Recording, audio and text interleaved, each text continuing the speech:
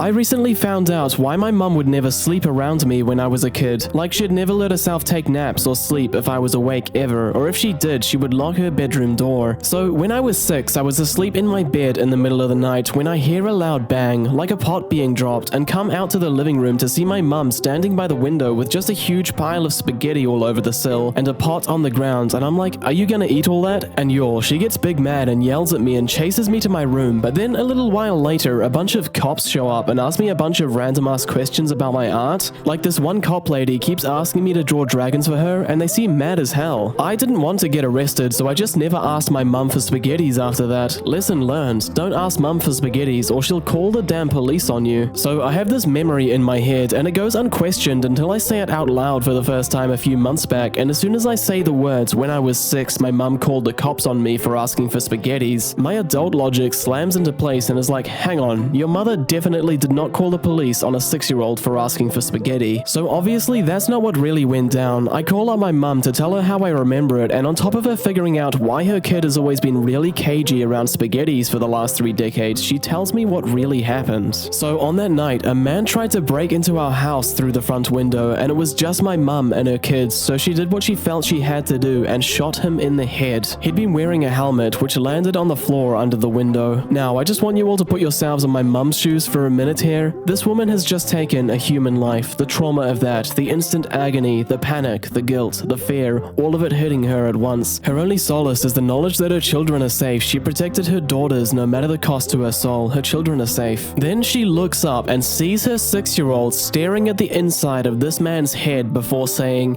"Are you gonna eat all that?"